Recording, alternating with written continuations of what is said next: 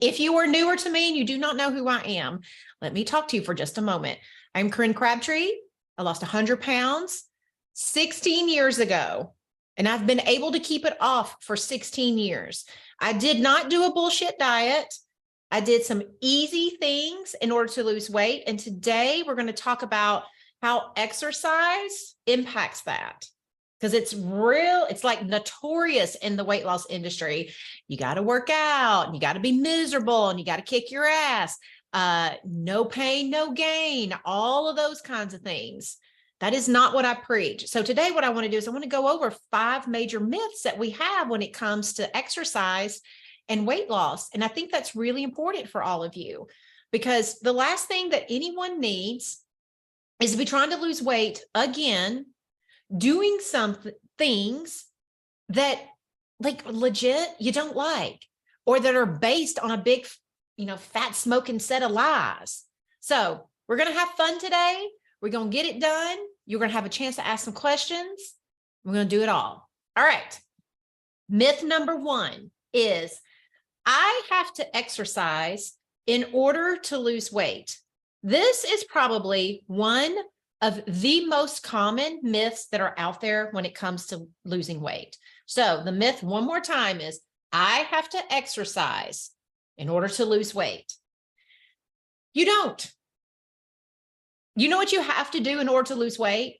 And here's the bitter truth. You have to stop overeating. It is not about the exercise.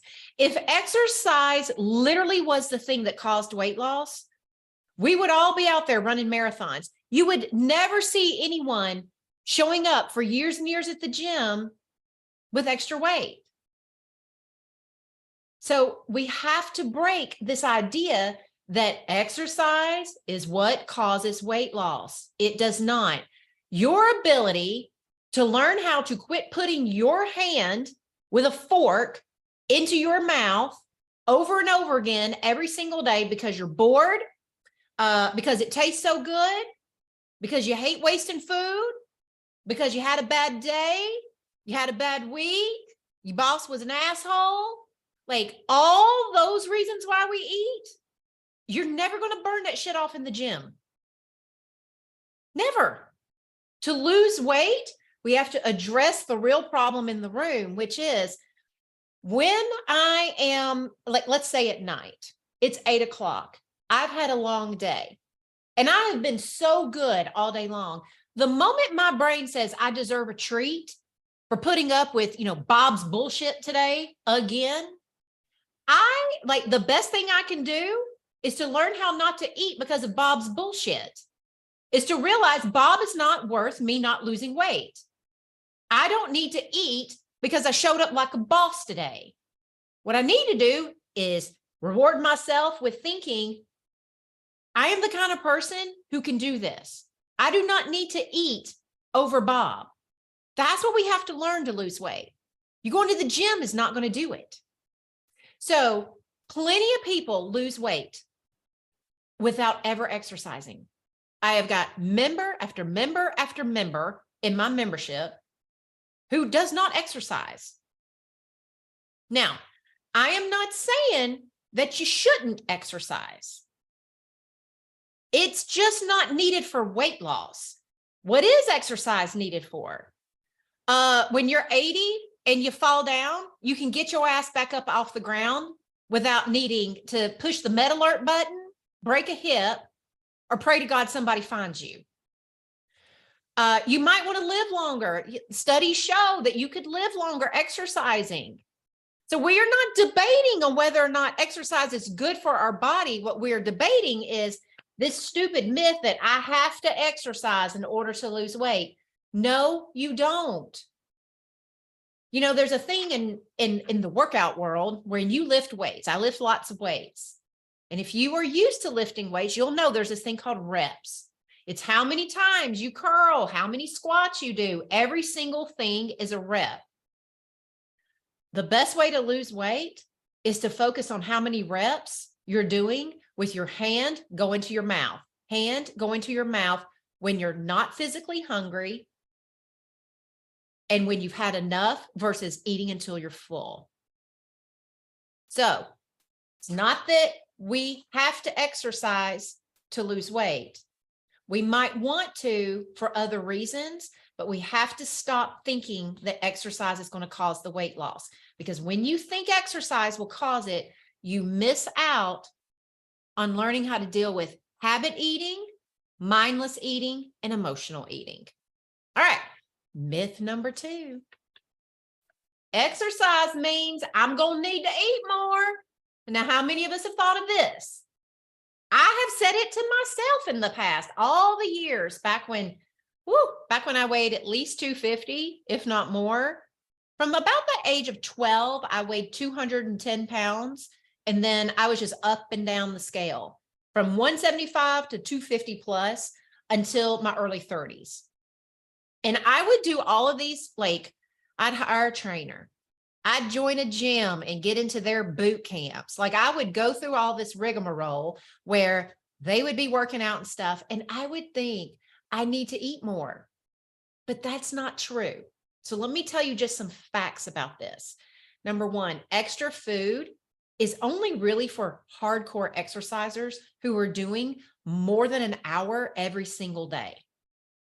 Like if you're training for a marathon, if you're training for the Ironman, if you're training for a powerlifting competition, if you're doing extreme things like that, you will need to eat differently in order to power those workouts. And it won't be pizza, and it won't be wine, and it won't be chocolate. Sorry. When you are going to be training at an athletic level, you get more chicken. You get more rice. You get more fruits and vegetables. Now, if you're working out every day and you're like, you know what? I really deserve an extra helping of broccoli at dinner. I'm not going to argue with you. Just know you don't need it. But most of us, this is what we're doing. Well, I exercise today. I need to eat more. I'll have a few French fries off of my partner's dish. That's not exercise needing more food. That's you using exercise as an excuse to eat more. So there is this thing called exercise-induced hunger. And that is when you have been doing lots of volume of working out. If you are walking, running, swimming, lifting weights, Pelotoning, boot camping for an hour or less a day, say 5 to 6 days a week, you do not need to eat more. Your body has reserves, especially if you've got weight to lose. You got every trip to the Golden Corral, every time you ordered the Chinese, that extra donut that was free on the week, on the Friday that your boss brought them in, all of those stores are sitting there waiting to be tapped. An hour or less of exercise does not require you to do any extra eating. So the reason why a lot of us think that, though, is because Weight Watchers and other weight loss programs like that, the day that they came out with, points for exercising, all that taught us is that if I move, I deserve a treat like a damn dog. Dogs get a treat for good behavior. And they taught us that if we would go out and walk for 30 minutes, then we could get some food. Now, it did motivate some of us to get active, but it motivated us to overeat too. Your workouts, I promise you, do not need a ton of extra eating. I lift weights like a beast. I lift so heavy that when I go to a gym, I almost always have a guy tell me, I love seeing a lady in the gym, not afraid of the big weights. This is amazing. This is awesome. Half the time I'm lifting heavier than most dudes that are in the gym. I don't eat extra. I don't come running back to my house and slug protein shakes or eat something. So I just want you to realize that the only time that we really have that exercise-induced hunger is when you're pushing your body past the limits. So let's make an agreement that we are not dogs. You know what we are? We are just humans. And if we're moving because it's for our health. When we're moving, we don't deserve food treats. We deserve our congratulations. Our own high five. You're doing it. Look at you changing your life. Look at you setting your future self up to be able to play with grandkids, to go on a spontaneous walk anytime you want, to be able to do to be able to get up and down out of the floor with ease. Let's make sure that we keep that in mind. Now, I do want to say this. I always get this question. Should I eat before I exercise? Here's my simplest explanation. Start exercising and see if you need to. You will know because you're running completely out of steam and it doesn't feel good. I honestly cannot eat before I exercise. I work out first thing in the morning. I do about an hour every single day. And if I eat, number one, it makes me sick to my stomach.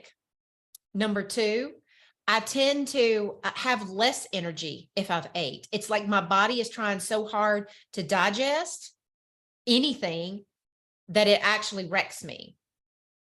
So I had to stop eating before workouts. If I work out in the afternoon, I will my last meal, let's say I'm going to work out at 3 or 4 o'clock in the afternoon. My last meal will be at least by noon because I need time for my digestive system to clear. So eating before a workout is a completely individual thing. And I just advise you to test it and just see what happens. All right. The next myth. Only hardcore workouts count. Little shit doesn't. Seriously, look at this. So many of us believe that only hardcore workouts count. That if you're just going to do little shit, it's not worth it. It's not good enough. Why would I bother? Look, everything counts. I was just teaching a class or doing a coaching call in a class inside my own membership. And I was telling them, there was this woman that I was talking to who was, this is one of my clients. And she said, I spent some time with my 80-year-old mother and her mobility is so limited. She can't really do anything for herself.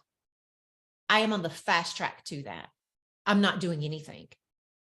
And she was posting and talking about it because inside of our membership right now, we have a movement challenge happening for the month of May. My mission in life is to teach women just not only how to lose weight, but I want women moving. Because what I want is one day it to be normal for the women to be in the weight room. I want it to be normal that women in their 70s or 80s are lifting weights, are taking care of themselves physically, that it's normal for them to not break things when they fall down, like hips, kneecaps, elbows. I want to normalize that. And so I asked her, because she was like, well, like May 6th. I mean, you all started on May 1st. I needed to wait until next month. I done missed out. We're almost halfway there. Why would I bother? And I was like, the 80-year-old version of you, go ask her a question. Does she want you to start today with something so her life can be better? Or is she sitting there going, honey, I'm so glad you kept waiting for the perfect moment to begin. It would have been such a waste for you to take a 15-minute walk. Said no future version of us ever. When I started losing weight, one of the first things that I did, some of y'all are asking questions in the chat. Will you please pop them over into the Q&A and don't put them in the chat? I won't see them if they're over in the chat. I need them to go into that Q&A box. Thank you. So back when I weighed 250 and I wanted to lose weight, one of the first things that I did was start walking for 15 minutes a day. Not because it was going to make me lose weight, because I had decided I was going to change my life. I did not know how I was going to do it, but I had to start doing things that was going to improve the quality of my life. And at the time, I had a 1-year-old that I couldn't play with. I couldn't take him on walks. I couldn't carry him up the stairs without getting winded. One of my most terrifying thoughts was he was going to open the front door one day, run out, and I couldn't catch him. I watched a news cycle the other day where a woman was getting some stuff out of her car and the stroller started rolling into traffic. And as she turned around to go, she stumbled and fell, and she couldn't get up to get the stroller. 2 and 3 times you watched her trying desperately to get up, and she couldn't do it. A stranger had to go grab the stroller. That's why I started walking. And I started at 15 minutes because it's all I could do. It was literally all I could do. It kicked my ass every time I did it for weeks. There's not been a moment since I've lost weight that I thought I didn't start hard enough. I should have been doing more. Do you know what I think now? I think about how fucking brave that girl was. She did it when she didn't think it was going to be good enough. She went anyway. When she was ashamed of what people thought about her, she stepped a foot in the gym and went anyway. She had stones. It was hard. Perfectionistic thinking was running right. Everything about not being good enough, everything anybody had ever told her about how she'd never lose weight, she'd always be fat, all the things, all of it was sitting right there. But she was brave enough to decide that today, 15 minutes is good enough. Today, everything changes. What's no longer good enough is sitting around waiting for the perfect time, the right thing to do, the right moment, or for me to feel like $1 million before I started. I had to break the habit of being that version of me. I had to become the brave, courageous version. And to be brave and courageous, you know what it means you have to feel first? Fear, anxiety, worry, doubt. Bravery and courage is only needed during those moments. Otherwise, you just be ready. So for all of you who think you got to do hardcore shit, you got to kill yourself, whatever, please don't deny yourself the ability to put movement in your life and to change your life because of some bullshit rules that you picked up somewhere. Start with a little bit and just do it. The other thing I wanted to tell you is that your body, when it comes to movement, keeps a score of total movement throughout the day. When you go work out your hardest, you are only literally burning about 15% of your total body expenditure for the day. Walking a little further than you normally do. Like if you do calls like I do all day, getting up and walking in between them, finding a way to go clean out a drawer. Any kind of movement all throughout the day trumps a dedicated 20 to 30 minutes a few times a week. I'm not saying don't do those, but don't discount what you can do and can start with right now, thinking that you have to be like in your glory days, like what you did when you were younger, that one time you lost a bunch of weight. Look, if exercising hardcore, you lost weight during that time, and you keep thinking that's the only thing that's worked for me, you're wrong. That is a lie you tell yourself. Your hardcore exercising only works if it keeps the weight off and you enjoy the fuck out of it every single day of your life. You know what really works is figuring out a way to figure out where you are at your life and setting yourself up best at every moment of your life to succeed. Which means if you're super busy, like a lot of us hold some kind of, like before we have kids, Like, oh yeah, the version of me that worked out all the time before I had kids. And now you got like 400 of them. Your life is not set up for that anymore. Quit comparing yourself to her and quit telling yourself that's the only way to lose weight. It is not. Don't eat over them kids. Work on what's really going on. What little movements can you put into place each day? We are always going to be thinking about how we set ourselves up for success. All right. Number 4, cardio is best. Weights make you gain weight. This is the biggest bunch of shit I've ever heard. Let me just ask all y'all to put on your common sense hat for a moment. Lifting weights makes me fat. Lifting weights means I gain fat. No. You know what makes you gain fat? Eating because you lifted weights. Reward eating with pizza because you lifted weights. Saying you get to have an extra helping because you're lifting weights. That, yes. I just want you to think about this. When you lift weights, it's working on your muscle. It's not working on your fat. So everyone needs to quit being scared that when I work out, I gain weight. Here's what actually happens. And I'm going to tell you actually what happens. And then you are never allowed to sit there and tell yourself that bold-faced lie again. Because if you're gaining weight while exercising, you're eating somewhere to gain weight. Because exercise takes energy, which means you're creating an energy deficit. So science just makes sense. When you lift weights, here's what happens.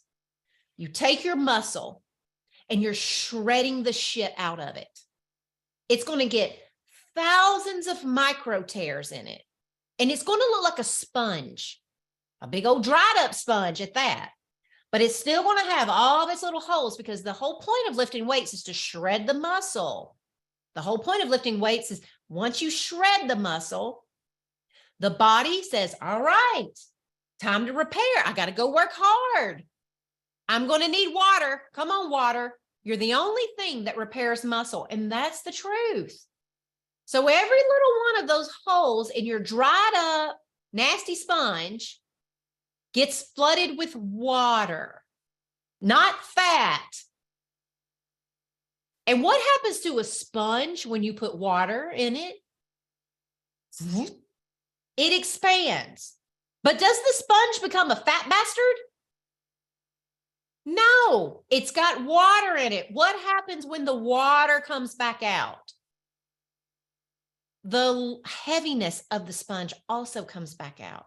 So your muscles are literally, when you first start lifting weights, you're getting micro tears all over the place because you ain't been using them. And it takes about 2 to 4 weeks. And so your body will be flooding yourself and hanging on to every ounce of water. You actually want to drink more of the water because it will help your body heal faster and it will not need to tear and shred so much. It will get sturdy and strong to where the tears are happening less and less, which means you store less and less water. If you eat like a fucking sane person during that time, instead of I lifted weights, I weighed in, oh fuck, I gained 2 pounds, screw this, nothing works, let me go get some Oreos, this won't hurt, I'll just do this, I need a weekend off. You cut out all that eating, you won't gain weight. You lift weights and you have a damn pity party because your body's having a normal response, you're going to gain weight. That is not weight's fault. That's pity party fault. That's on you. That's what we have to stop doing to ourselves. So I like cardio and weights. I like weights for women. You'll just get better arms. I have so much loose skin. I don't even know what I would look like without all of my lifting weights. I like the weights for the women because we want to be strong. For women especially, once we get over about the age of 50 to 60, we need the weights really bad because our body is designed to just like eat away our bone. And weights are what protect it. I want you to think about when you lift weights, you're strengthening the muscle, and muscles are the bubble wrap to your skeletal system. And the more bubble wrap you have, the less shock and awe that happens when you fall.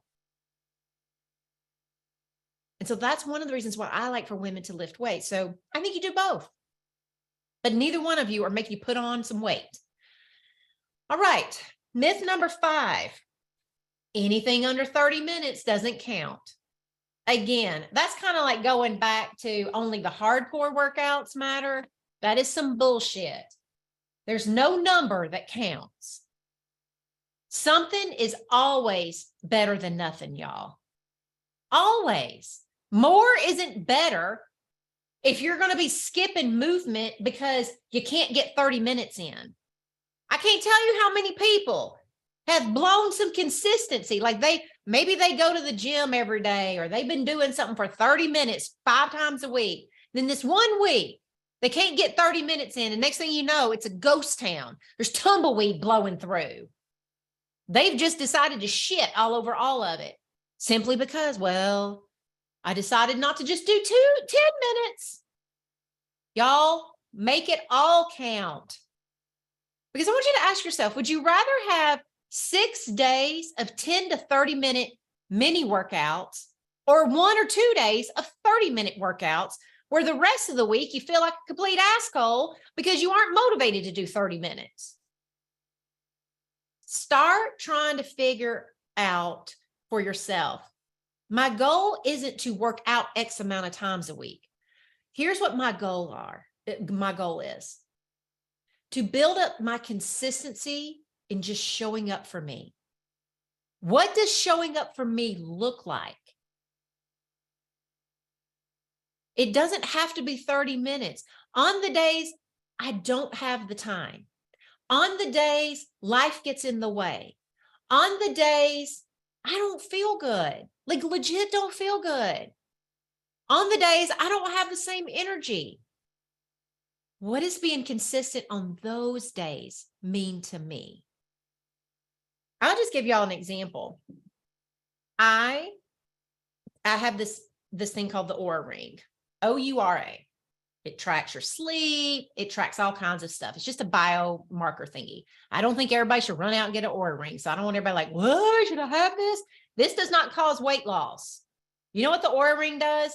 Just gives me some data about what's going on so I can make smart decisions for myself. So here's something I've been wearing it for a couple of years. Here's something I've noticed. When I get to the midpoint of my cycle, right after I ovulate, woo, my energy levels take a nosedive. I mean, I don't want to work out. I need extra sleep. Like it just, my tank, the first 2 weeks, I'm like, woo, I'm ready. Second 2 weeks, I'm like, boo, hiss. So I started adapting. I go harder the first couple of weeks. And now I don't beat myself up for not feeling like it on the other 2 weeks. I'm like, yeah, I know you don't feel like it. Let's just do half your workout and see what happens. Let's just go for a walk and see how far you want to go. I do a lot of meeting myself where I'm at. Because I'm not beating myself up and thinking it's not good enough, I go start something. And then once I'm started, I trust myself to know. I am either knowing that I'm just dreading it, and once I get started, I'm over the hard part, which is the start. How often have you really dreaded something? You procrastinated, you pushed it off, you did all the things. You started, and then you just got it finished. And you're like, oh, okay, that wasn't that bad. That happens a lot. I always teach my clients, the hardest part of weight loss is going from 0 to 1. Once you're in motion, it's easier to stay in motion. So we just have to work on conning yourself, negotiating, begging and pleading to get you from 0 to 1. So often what I tell myself is, can I just go for a walk for 5-10 minutes. Just see how are things loosening up, or do I really need a day off? Can I just do half the workout I normally would do? So if I'm going to lift arms, instead of doing 4 sets of everything, I'm just going to do 2 today. I'm going to see where that takes me. Sometimes, once I get started, I have no problem keeping going. Yay me. I'm so glad I use those tools. About the other half of the time, I know I'm tired. Getting started didn't help. I'm like, ooh, no, this is not feeling good. And then I tell myself this, which is key. Some of you would tell yourself, see, it's not good enough. You'll never lose weight. You'll be a jerk to yourself. Do you know what I tell myself on those days? I'm so proud of you for trying. It's not easy to start when you don't want to. It's also smart to realize.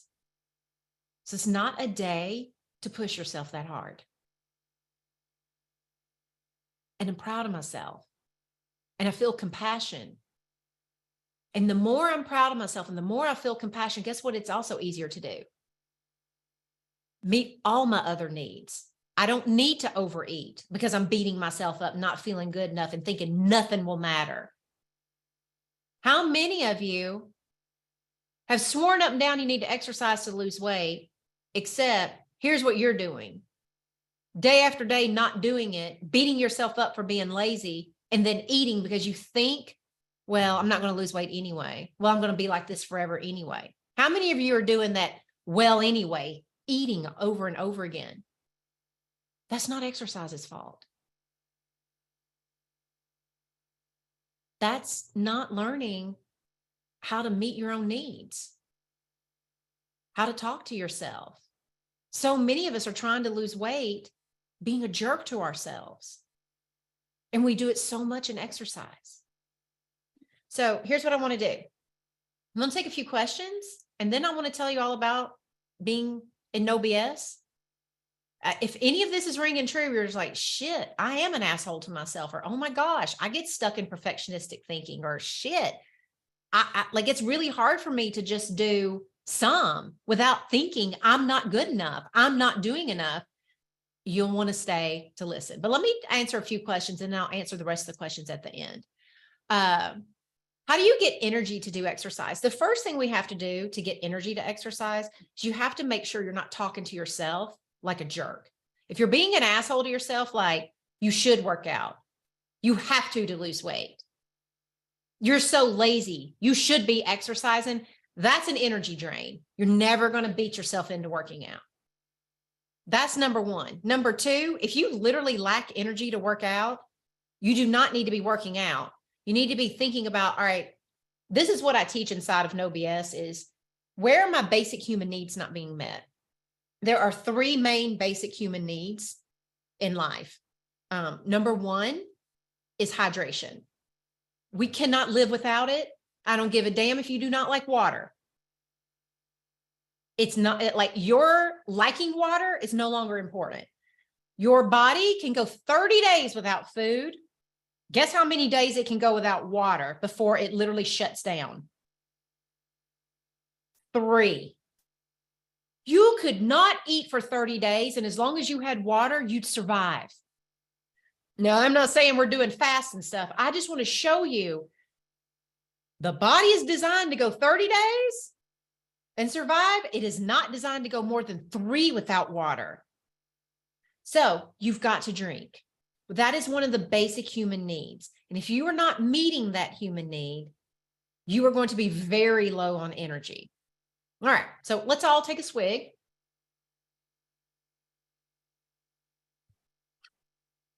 The second human need is sleep. The body also, there are tons and tons of studies about sleep deprivation. They use it as a torture technique for a reason, because it will drive you batshit crazy.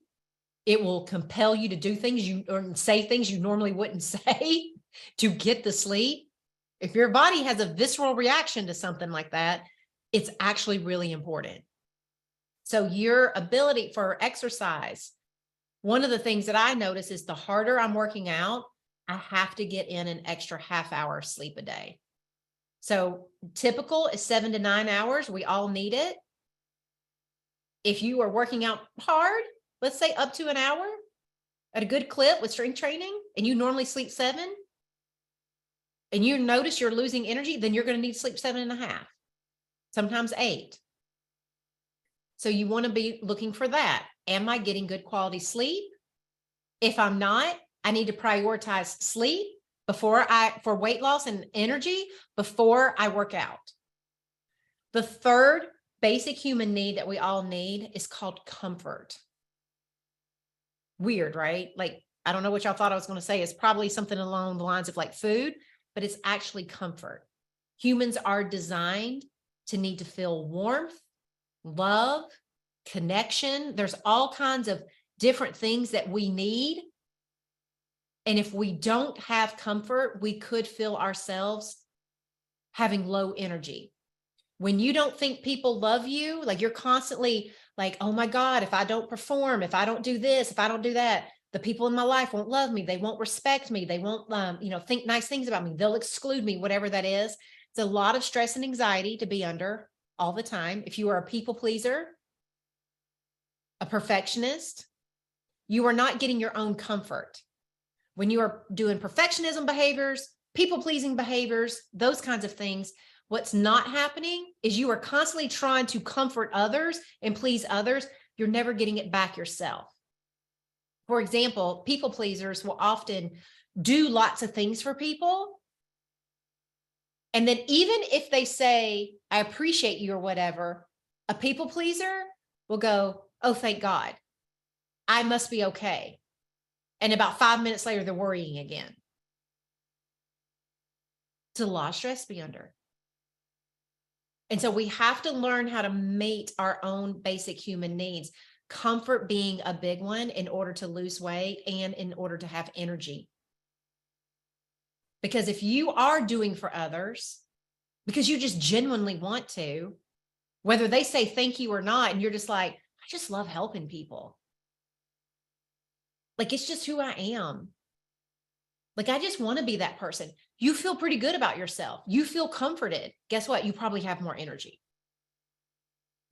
What about trying to get rid of the flabby arms? How does not exercising help? I didn't ever say don't exercise. I said stop exercising to lose weight. Focus on your mouth and focus on your mental hygiene.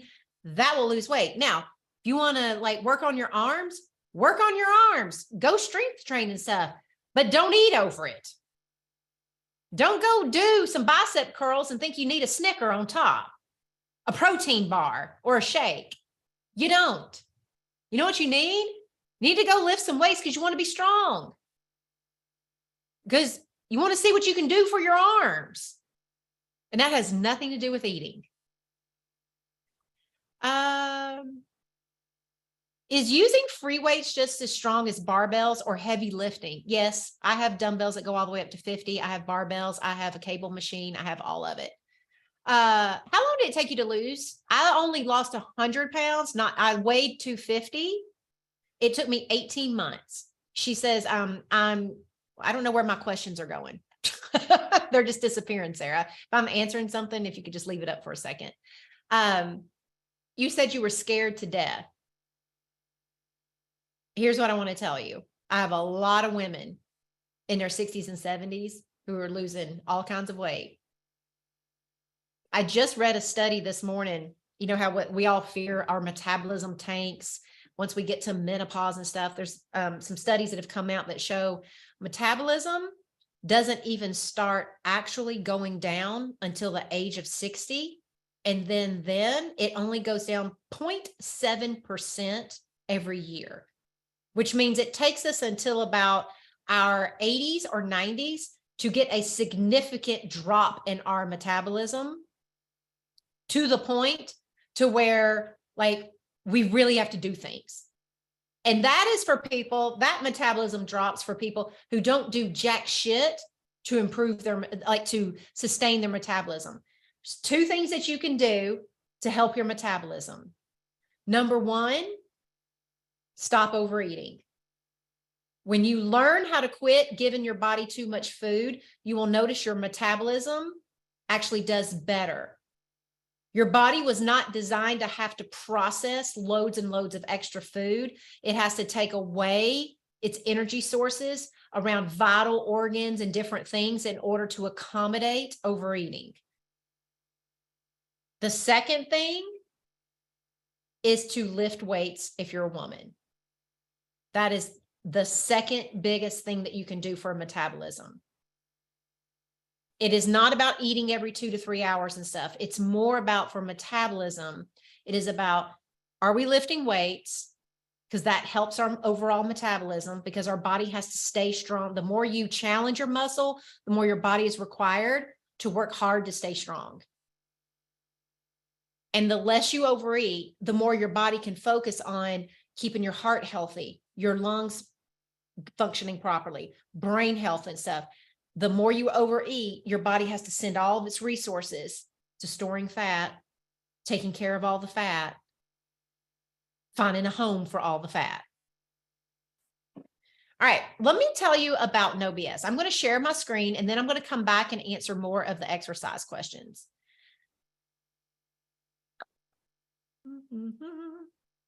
Okay, where did it go? I had it pulled up. There we go. It was kind of hidden. All right.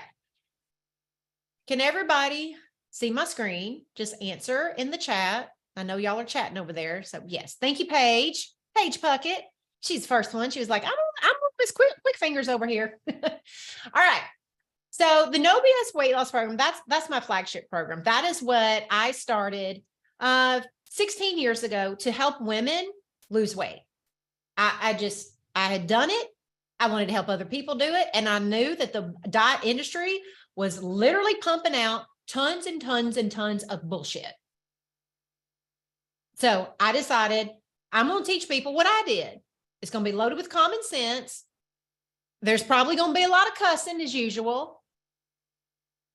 And I want to help women not only lose weight, but to do it in such a way where their life gets better. Like, you don't people please anymore. You know how to set boundaries. You know how to think nicely about yourself. How many of you have actually lost weight? Like, I want you to really think about this, because this happened to me over and over again. How many times have you lost weight and you get there and you're kind of excited and like your clothes are smaller and stuff, but you still worry about everything you eat. You're terrified that the scale is going to like move up and down a little bit. You still, like, if you have a bad day, it's just, I always use this example. We think that weight loss is going to make us happy. Let's say you go to work every day and you work for a jerk. We're going to call him Dave, because in my last coaching call with my members, we had a guy named Dave that we were all talking about, who made life hard for one of our members at a job. So we'll call him Dave. And Dave is a jerk to you every day. And when he's a jerk to you, you go home and you feel very defeated. You're like, I'm just not good enough. Nothing I ever do is right. There must be something wrong with me because Dave is hard on me. You lose a bunch of weight. So you lose 100 pounds like me. Here's what happens when you lose 100 pounds. We think in our mind we're going to be so thrilled that Dave is going to act the exact same way. Because remember, we're losing weight. Dave's losing nothing. That I guess Dave is going to be like, you know what, Corinne? You've lost all this weight. Now I'm going to respect you. Now I'm going to treat you different. You know what? I've been a jerk all these years. Because you lost weight, I'm going to become a whole different person.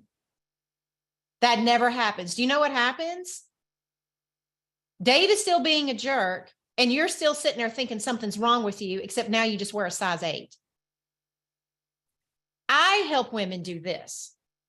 We lose weight because we stop thinking what Dave says means something's wrong with me. We learn that what Dave says means Dave's an asshole. I am a good employee. I deserve better than this. When you learn how to lose weight by changing how you think about yourself, it is so much easier to keep it off at the end. Because if you are sitting there right now thinking, I'm going to lose a bunch of weight and I'm going to feel so much better and all these things in my life will change, here's what happens. If you've regained weight, you probably lost it. And you just started noticing you're not as happy as you thought you would be. You're just happy with your clothes. You're just happy with your body sometimes. But everything else seems to be the same. Now you're going to go back to your old coping mechanism because you never learned how to solve all that other shit. And that's really important for women. Super important.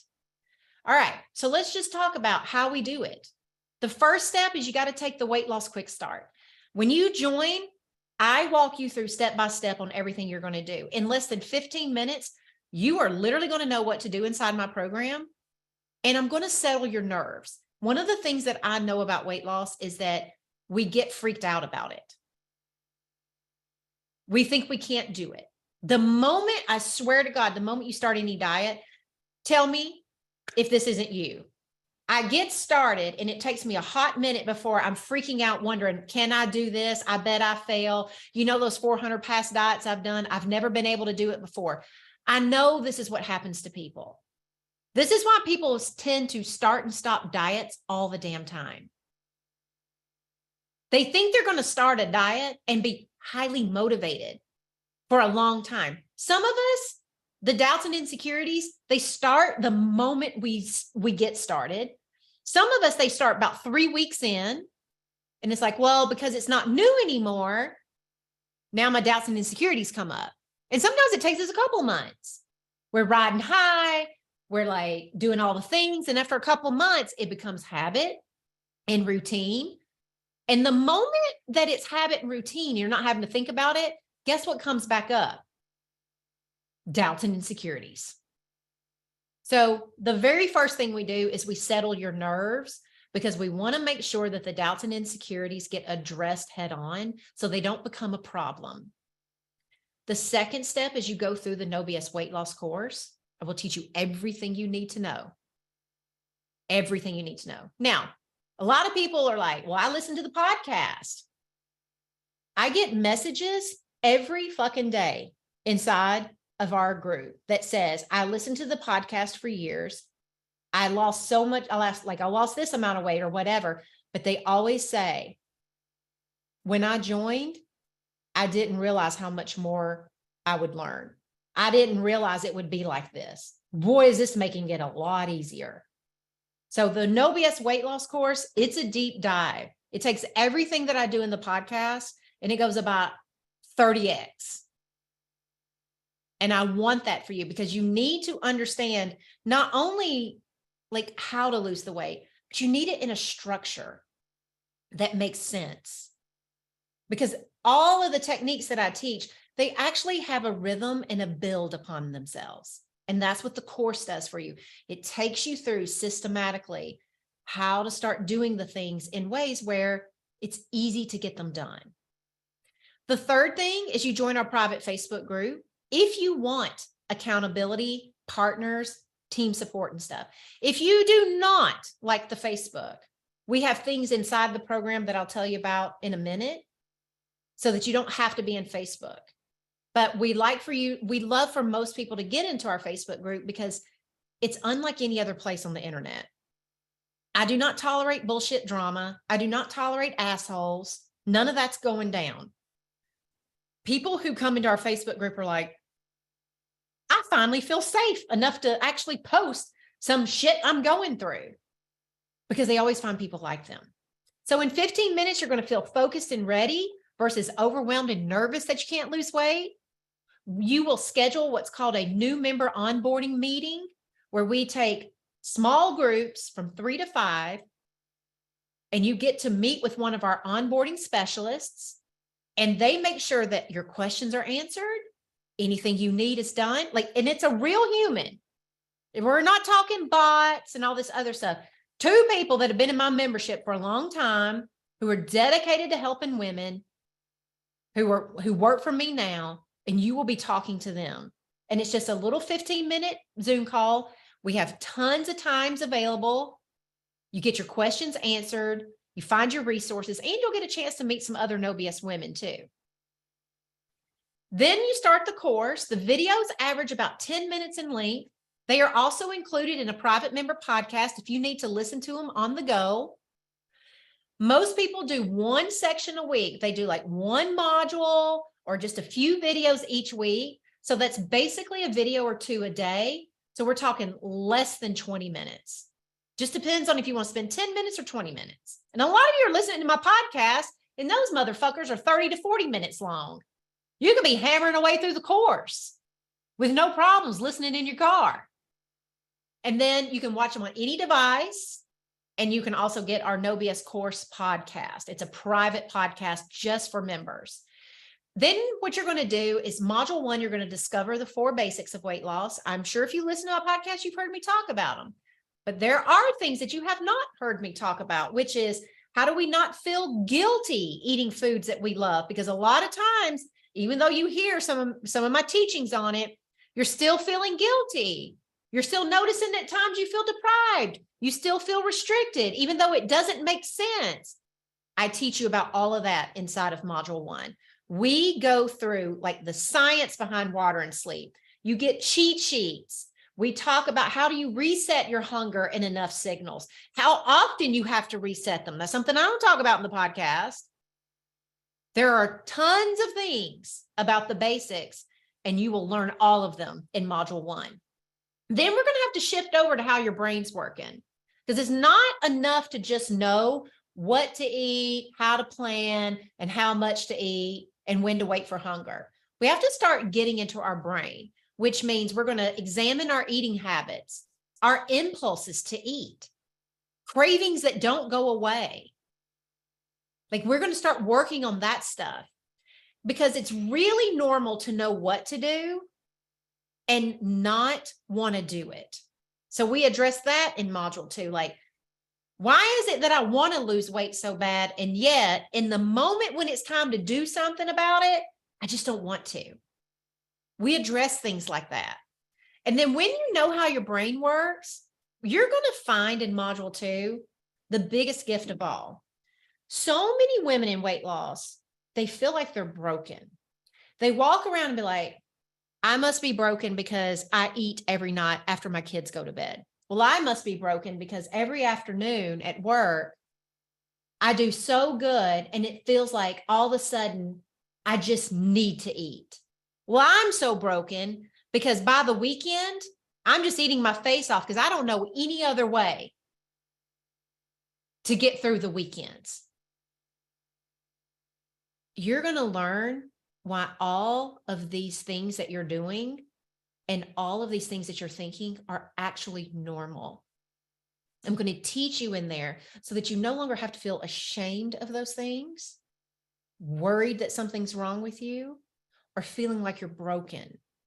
Module 2 is about normalizing all of our little patterns, all of the little things that we do, understanding who taught us this stuff. How did we get here? We dive a lot into diet trauma and the different things that could have happened so that you can be like, okay, I can breathe a sigh of relief. There's nothing actually wrong with me.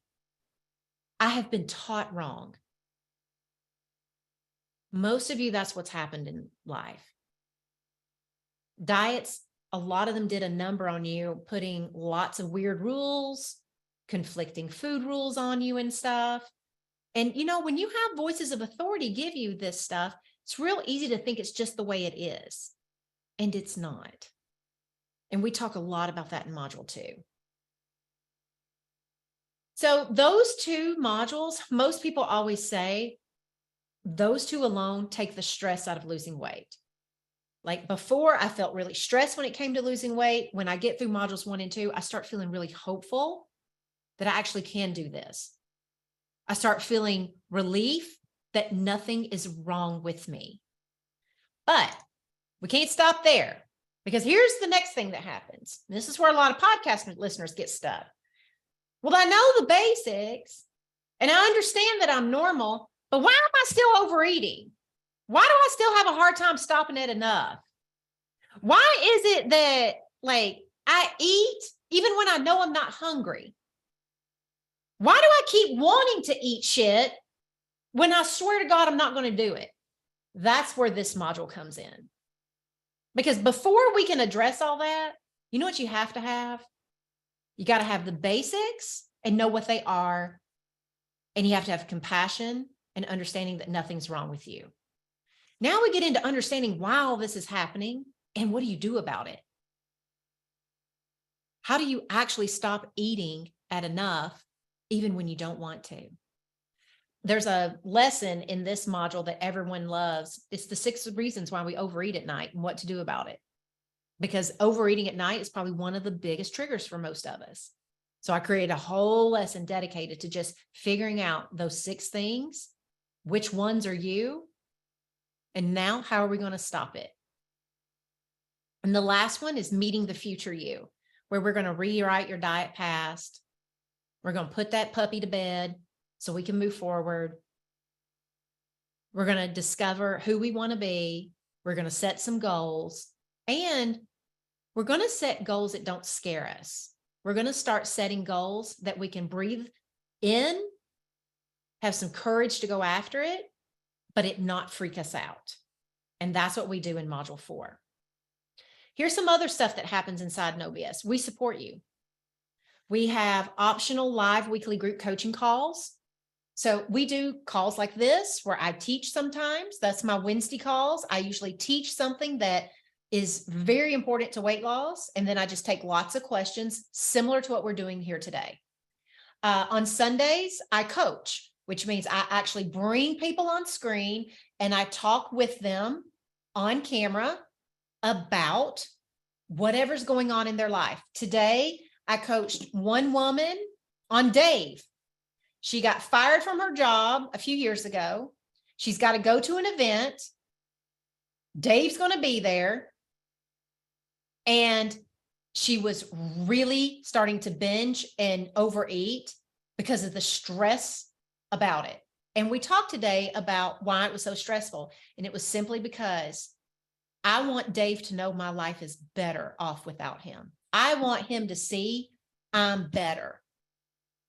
And I was like, let's talk about that. You losing 4 pounds or 5 pounds between now and then. I don't think Dave's going to be like, oh my God, your life is so much better. And we talked today and we coached on what would it feel like to walk into the room and no longer need Dave's approval for any fucking thing in your life anymore. What would it be like to walk into that room and just decide my life is fucking better? When I asked her about it, she makes more money, has a better boss, and more freedom. But the one thing she doesn't have is Dave's approval. So we coached today on why do we want it so bad and do we really need it? And by the end, she was like, no, I don't. I don't want to live the next month thinking about Dave.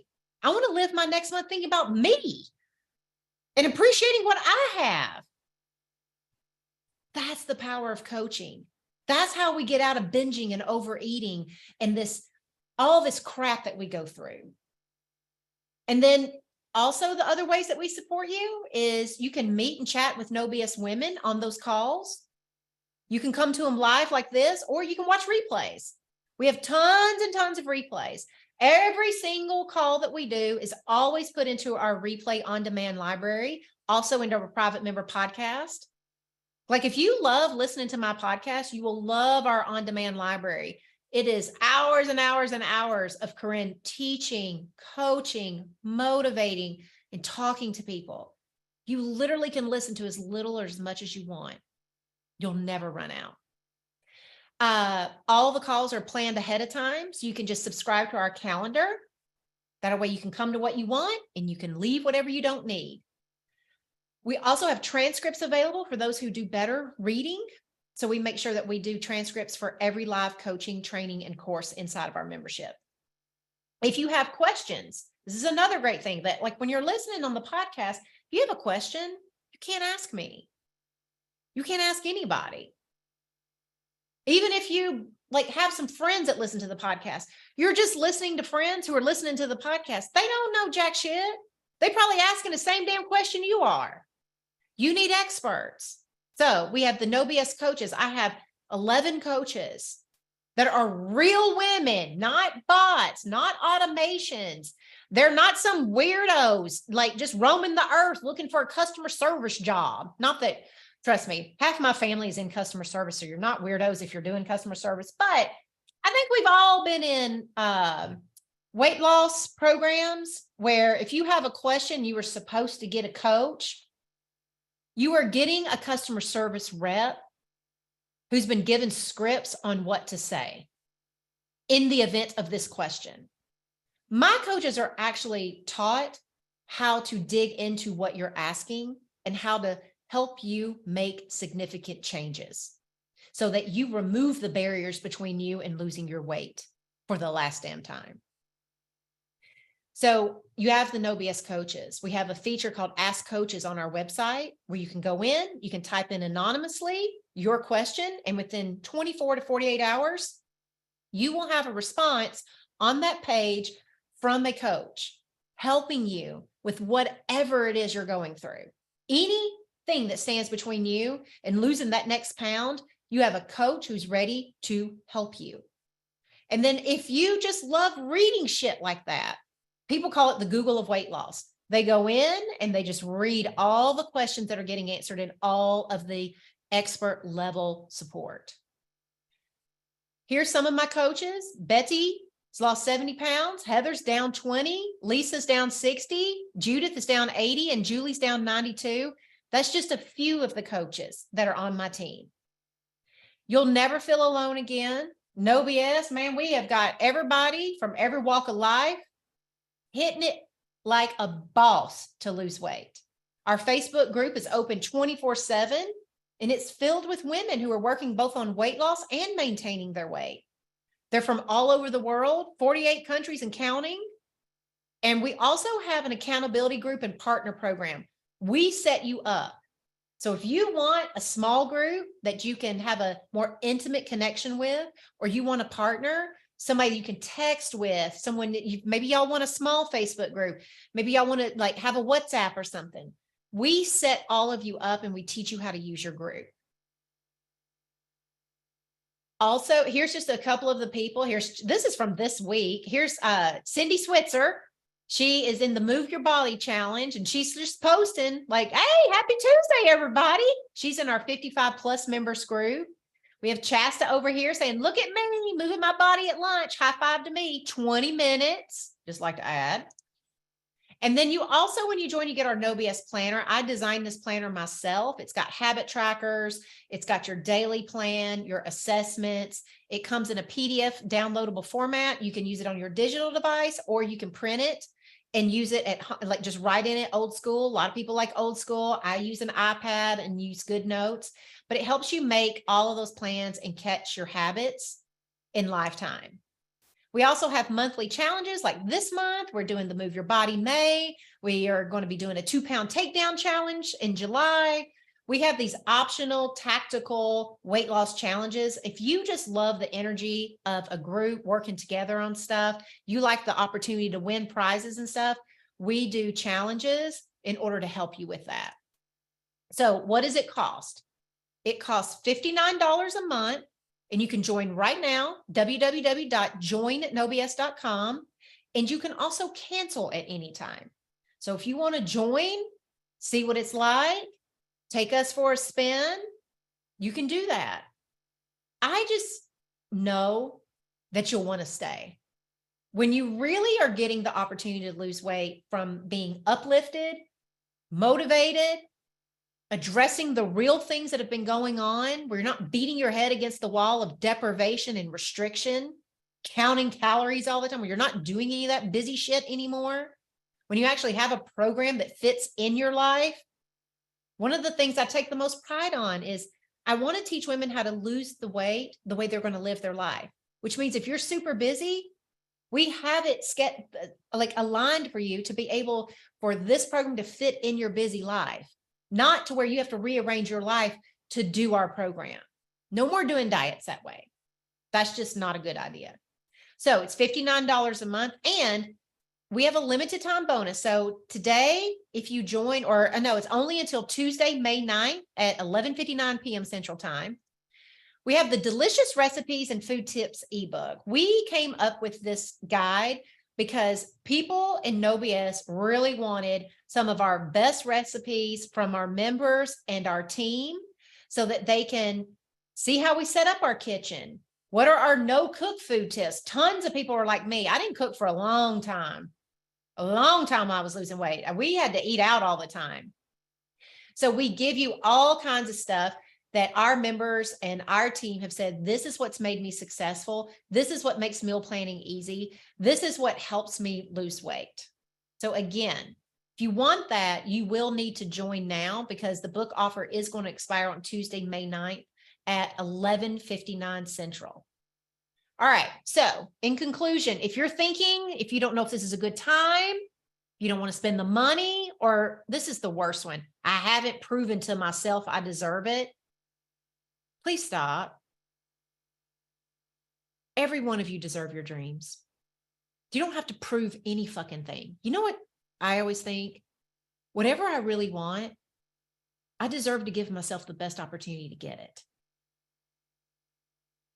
Anytime I hear a woman thinking that they have to earn the right to be able to join a program until they've done XYZ, I'm like, you don't have to earn anything anymore.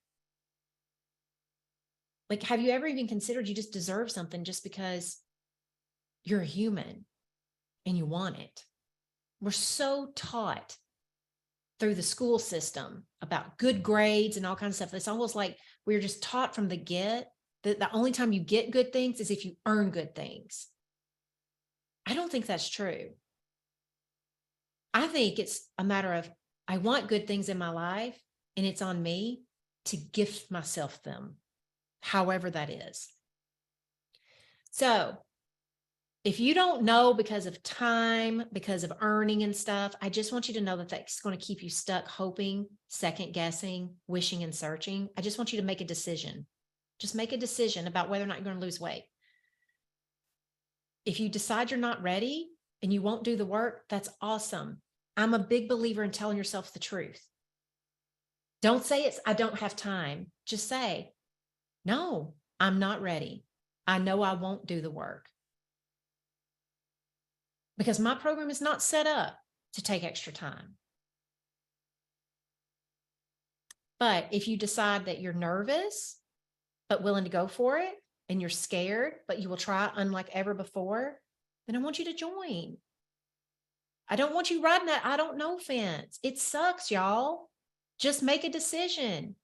If you're a solid no, be a solid no and be proud. If you are a hopeful yes, a nervous yes, a doubting yes, a scared yes, then be that yes. And just make the decision.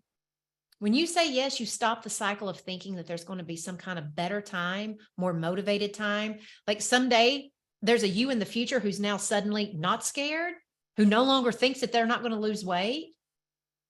No, she's not coming. The version of you, like, I want all of you to hear this. I know this is true because this was me and every success story I've ever talked to about weight loss. Do you know what we were on day one? Scared and doubting. I didn't think I'd lose weight. I for sure was not thinking I was going to lose 100 pounds. You know what I thought on day one? I got to make it till tomorrow. I got to do something different today. That's all I could think about. Because everything else in my brain was screaming, you've never been able to do it before. You have regained weight so many times. You've lost count. Your whole family's overweight. You don't even know how to cook. You grew up in the drive-through. You grew up poor. How dare you think you're going to lose weight? How dare you think you're going to break generations of overweight family members? That is what my brain thought about on day one. And if you were sitting there second guessing and wondering and stuff, you were in good company. Because we don't know what's going to happen. But we for sure know if you don't start, nothing's going to happen. All right. Join nobs.com. That's where you go. It's $59 a month. Don't forget the book offer for the delicious recipes and food tips from all of us here at No BS is waiting for you. I'm going to stop the share, answer a few more questions, and then we're going to get out of here because it is a beautiful Sunday in the great state of Tennessee. I'm a big time Vol fan. If you don't know what that means, just look up University of Tennessee Vols. Go Big Orange. One of my biggest problems is that I almost always feel a sense of panic when I even think of losing weight. And I think it's because I still believe I have to cut out my favorite foods and sweets. Yes, I wish I didn't even like sweet foods. Teresa, you can like sweet foods. Here's what you've never been taught in previous diets. You've been taught that they're bad. They're not bad. You can eat the foods you want. What we have to learn is, what relationship with them do I want? Right now, I have a very love-hate relationship. I want you to have a relationship of love and love. I love to eat them, and I love the person I am when I do. Like when I eat them, I no longer have to eat a sleeve of Oreos because I'm thinking they're bad. I can now eat a couple knowing I can have a couple tomorrow too. I'm going to learn how to take the urgency down. I'm going to learn how to take down the guilt. And I'm going to learn how to take down all of this fear I have around foods that I have been taught in the past are bad. Just like carbs. Like forever in the last 20 years, we have been just driven down our throat. Carbs are bad. Carbs are bad. Now, guess what? Science is a-changing again. Carbs are good. You need carbs. Like, don't cut out bananas. They actually, now they're saying bananas will help you lose weight. I'm like, what the fuck? There were literally ads 10 years ago showing us how bad bananas were for us, that they made us into a fat storing machine. Bullshit. Here's what I've never met in my life. A woman who needs to lose 100 pounds because she has a voracious banana problem. No, you know what problem we have? Is that when we eat a cookie, the diet industry has told us that it's terrible for us, that for somehow we're less than because we eat cookies. Sugar's bad, so much messaging around it, that we eat 5 cookies, swearing to ourselves, tomorrow we'll do better. Let me get this out of my system. Oh, I fucked up. I might as well eat the rest. You've got to overcome that stuff. All of you, if you were just having a few chips with a sandwich because you enjoy them and you know that you could have them anytime, you take down the emergency that you got to keep eating. You take down the fear and the shame, and you're just like, here I am, discovering how to eat food like normal people. That's the secret to weight loss. We have to learn those things. Is the old saying that you can't outrun a bad diet true? It's 100% true. I'm exercising and loving it, but struggling with my volume of food. I'm just eating too much and not losing fat. Yeah. So I want you to imagine this. But here's what I would do, Mrs. M. For the next week, I want you to keep exercising. And then I want you to just pay attention to when you're eating. Are you ever eating because you exercised? That will sound like, well, I worked out today, I can have a little extra. Well, I worked out, so I better eat this, even though I'm not. I better have a protein bar. That bro dude at the gym told me that was really important. Oh, I got to work out. I better have a snack. And none of those times you're actually hungry. You're not checking in with your body. You're checking in with your emotions. Try that for a week, and then don't eat because of a workout and see what happens. I am doing cardio and lifting. Does the order matter when it comes to burning fat? There's science for all of it. It says no. It's not for burning fat, but here's one thing you need to learn. If your goal with weights is to be able to really lift heavy and stuff, you're going to want to do the weights first, the cardio second, because cardio is going to make you tired. And if you're tired, you can't lift as many weight. You can't lift as heavy. If you can't lift as heavy, it's not going to be as beneficial for your strength and conditioning. So the way I do it is I lift first, cardio second, or I lift in the morning, or I do cardio in the morning, lift in the afternoon, or I just lift. Most days I go on a 20-30 minute walk talking to my mother or my best friend, and then I just lift weights. I don't do tons of cardio, but that's a personal choice. You can, I'm not saying you can't, it just isn't needed. How do you turn on your thoughts instead of being on automatic?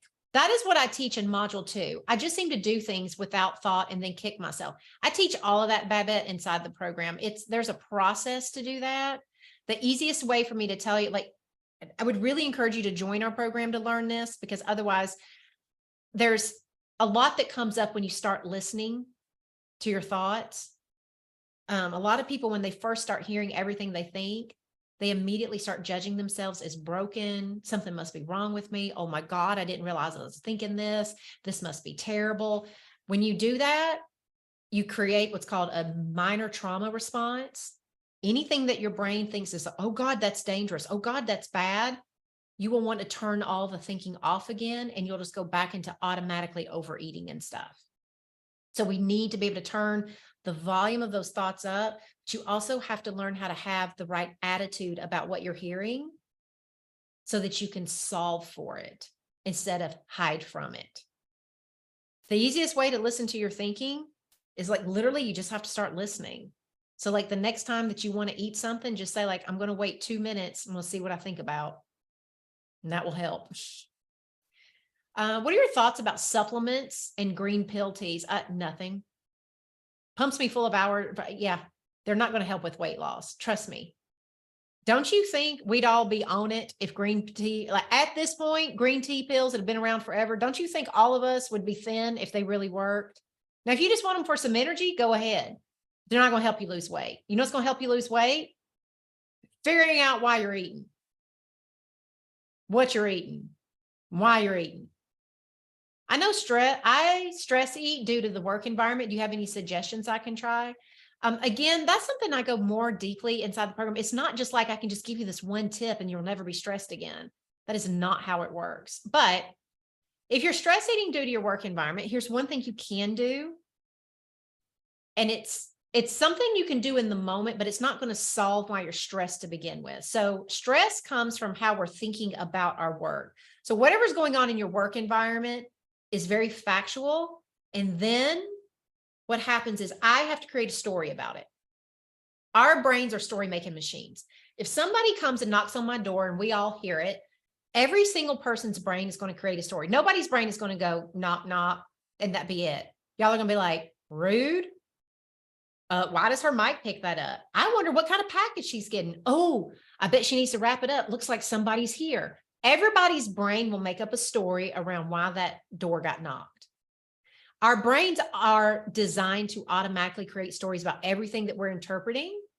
And the problem is that our brains are just left to its automatic interpretation. What I teach you inside the program is how do you recognize your automatic interpretations? And then how do you craft deliberate stories around everything so that you get to feel better, so that you're not so stressed. And then when you do that, you take away a lot of your stress. Guess what? You take away a lot of the reasons why you overeat. So easiest thing to do is the moment you feel stress, I want you to put your hand over your heart, take a few deep breaths, and I want you to tell yourself, I'm safe. So often stress comes from some kind of thought that we're unsafe in the moment. They think poor things about me. I might lose my job. I'm going to get extra work, whatever it is. And a lot of times those things aren't really true. They just feel very true. And so what we need to do in the moment is we just need to like calm ourselves down and be like, I'm safe. I'm safe right now. That will help lower the stress so that at least you can say like, and I want to decide, is it worth overeating in this moment? How much weight do you start with as far as lifting weights? I would just Google that. Like y'all, it really is going to depend on, like, start light, work your way up is my best advice. Everybody's strength is different depending on where they can start. It's all about the form. So if you're going to start lifting weights, go on to Google, YouTube, look up lots of videos and look for just what seems like reputable people explaining exercise. Look for people who have personal training certificates, who have mobility certificates and things like that. I have a disordered eating past and I want to lose 10 to 20 pounds, but do not want to relapse. Could this program help me? So here's what I want to say. I am not an eating disorder specialist. I am not a nutritionist. I am none of those things. I am a certified master life and weight loss coach. I have years and years of experience helping people. My best friend is a binge eater who is also a coach who coaches on binge eating. What I will say is that our program is based in learning how to think differently, learning how to overcome like food obstacles that we have, like around like what's happened in our past diets and stuff. Like we talk a lot about restriction and deprivation. We talk a lot about those things.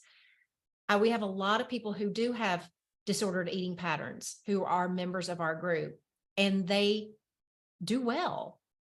But I'm not going to sit here and promise you ever that my program is designed to help with eating disorders or anything like that.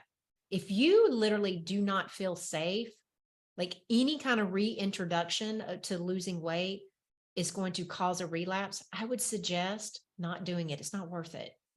10 to 20 pounds is not worth a relapse.